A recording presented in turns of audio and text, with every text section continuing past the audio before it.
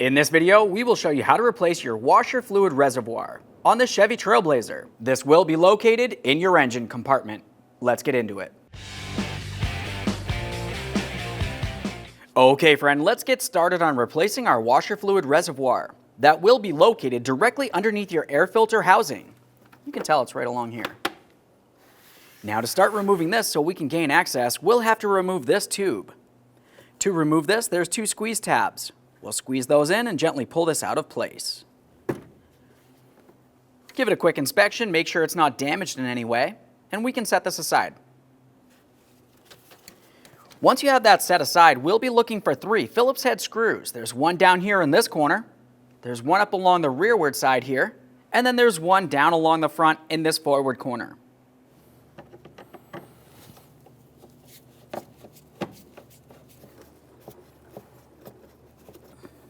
There we are, that one's broken free.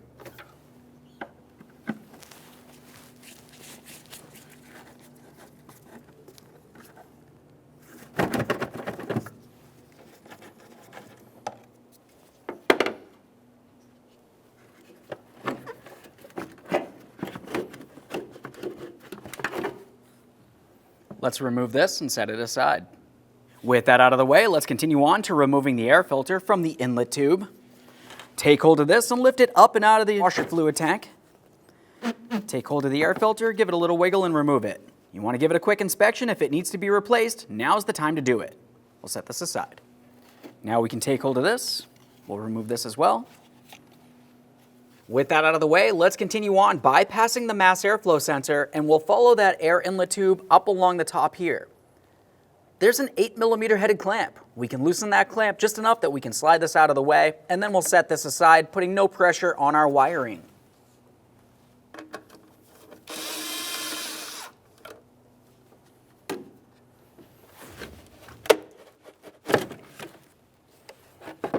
Now we can take this, we'll lift it up and slide it out of our way. Now we can start disconnecting the wiring harness from the washer fluid reservoir. You'll find you have 2 plastic clips. We're going to be reusing these, so just use a trim tool or small prying device and pry them up and out of place.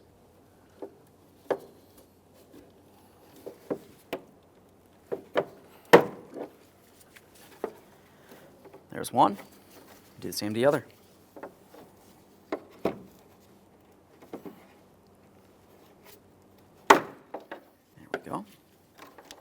Follow the wiring along the front here. Let's make our way towards the front of that washer fluid reservoir. This is where each of your washer fluid pumps will be located. To disconnect these electrical connectors, it's the exact same procedure. You'll find that you have a small locking tab that you can gently get underneath with your finger, pry it up a little bit, you don't want to break it, unlock it and lift it up and out of place. A quick inspection for corrosion. We'll set that one aside and do the same to the other. That one looks good as well.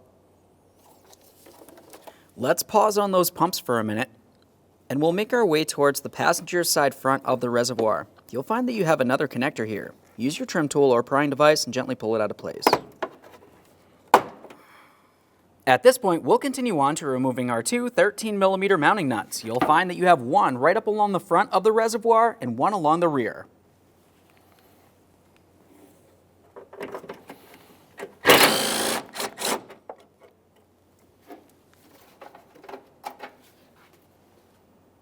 We'll inspect that mounting hardware as we remove it, replace it as necessary. Now let's move up to this top one up here.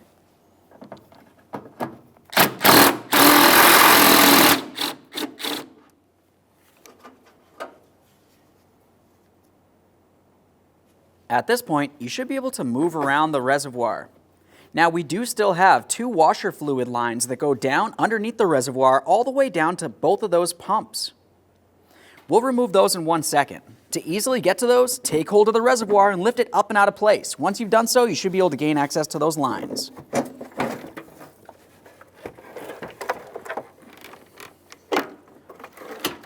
Now that we have this in the upright position and we have a clear view of each one of the pumps, it's important to make sure that you mark them.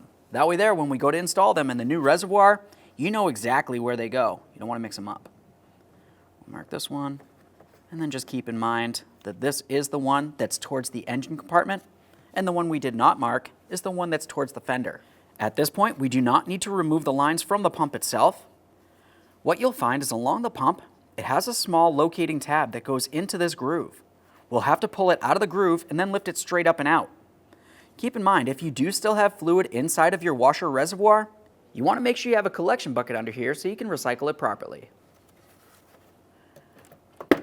Pop that out of there. Now we'll start lifting this up. I'm paying attention to my level of the washer fluid. It's a little high, so I'll just tip this a little bit. At this point, we'll take hold of the pump, gently lift it up and out. Give it a quick inspection. Do the same to the other one. There we go. Lift that one up and out. Now along this side, we'll just pull the lines right out of there. Now that we lifted this up a little further, we can see that we have our level sensor still in place. Now once again, since I do have washer fluid inside of this reservoir, I'm just going to disconnect this. We'll bring it over the collection receptacle, drain it out, and then we can remove the level sensor. Now we can lift this out of the vehicle. At this point, you can either reuse this fluid or put it into a collection receptacle.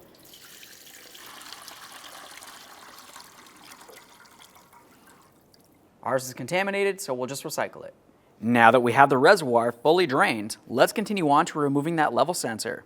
It's going to be fairly simple. Take hold of it, rock it out of place.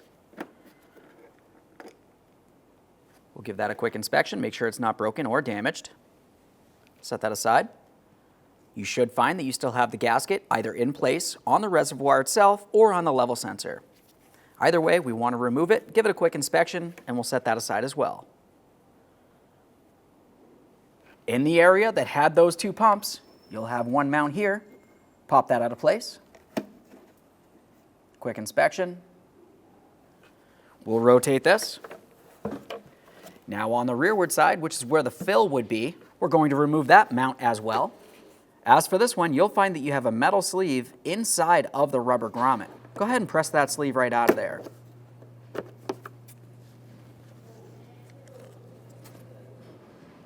Quick inspection. Remove your rubber grommet as well. Just bend that, flex it right out of there. Now for our final step, we have 3 metal clips.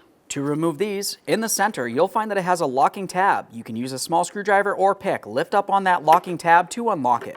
Once you've done so, go ahead and pull this right out of place, give it a quick inspection, and set it aside.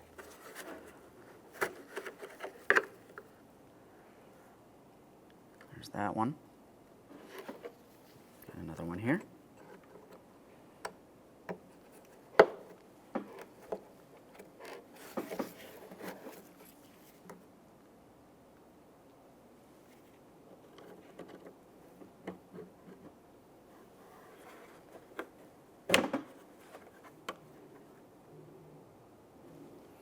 And there it is, friend. Okay, friends, let's get ready to install our brand new washer fluid reservoir. The installation for this will be the reverse of the removal process. We'll start with those 3 metal clips. Just take those and put them in position, making sure you have the threaded area facing downward.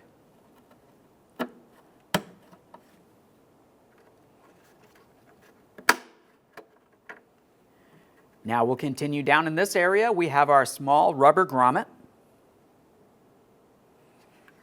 We'll take this and put it in the hole, making sure that it's aligned properly. The tank itself should be right in that groove.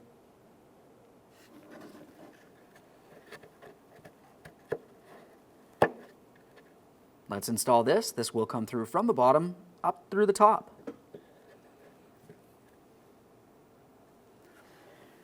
Now it's time for our other rubber mounting grommet. It's on the far end here, where those pumps will be located. Once again, we have that groove. Let's take this and slide it in there. Just have to work it around a little bit. It's fairly easy overall. It's just rubber. At this point, we'll spin it so we can install our level sensor. To install the level sensor, first thing you want to do is remove the protective plug. We can set that aside. Continue on with your rubber gasket.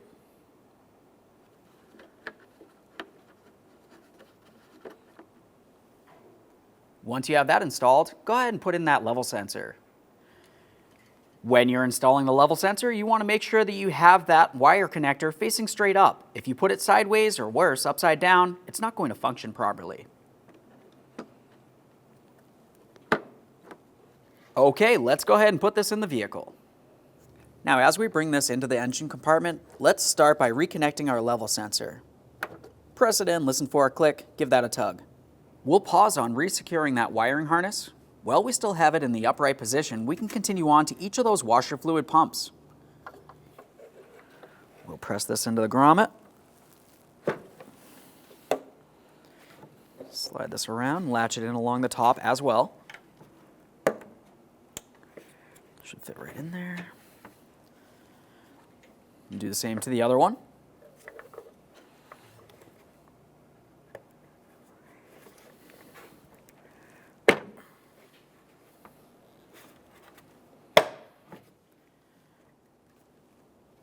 Resecure your hoses.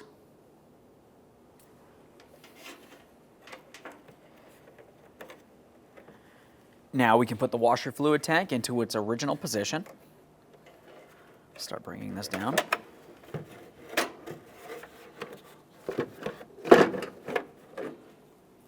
Once you have that in position, we'll continue on with our two 13mm mounting nuts. Go ahead and start those on there and snug them up.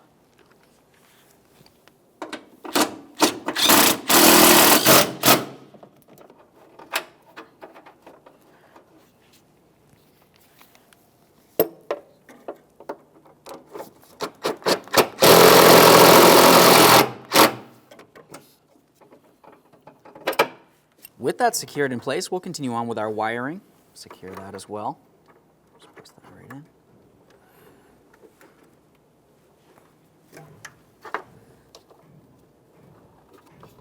Now that we have the wiring secured, let's also plug in our pumps.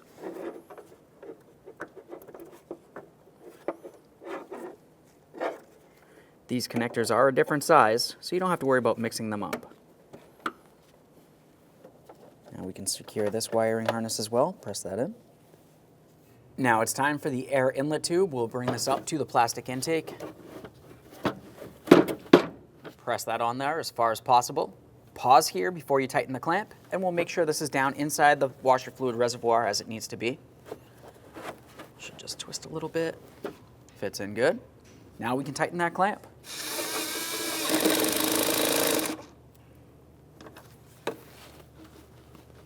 Make sure that's nice and tight so no dirty or unmetered air makes its way into the engine. Now we can install the air filter. To do that, we'll lift up on the air inlet tube just enough that we can slide the air filter into place. Press it right on there as far as possible. Once it's fully secured, it should fall down into the washer fluid reservoir properly and hold the air filter securely. Now we can install this plastic piece. Looking along the bottom of it, you can tell it has this ridge. That will fit into this groove along the washer fluid reservoir.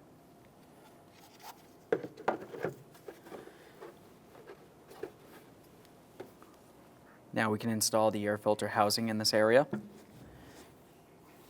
Take this and slide it in here.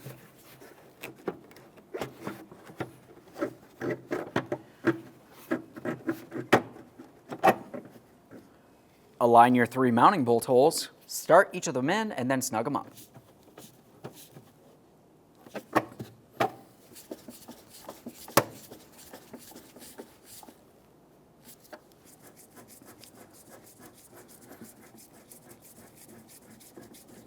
Just double check, make sure that's secure. Now we'll continue on to this breather hose. Slide it in along the air inlet. Connect it to the air filter housing. Listen for a click, make sure that's secured. All right, now that we have everything fully installed, we want to make sure we top off the washer fluid reservoir. Do that right here. Open up your cap, install the washer fluid you choose to use, close your cap. Once you've done that, make your way into the passenger compartment, put the key in the on position, and test both of your washer pumps' functionality. Aside from that, thanks for watching. When only the best will do, demand TRQ. The only company that lets you view before you do. TRQ is committed to offering the highest quality aftermarket auto parts that are engineered for peace of mind. Thanks for using and viewing with TRQ.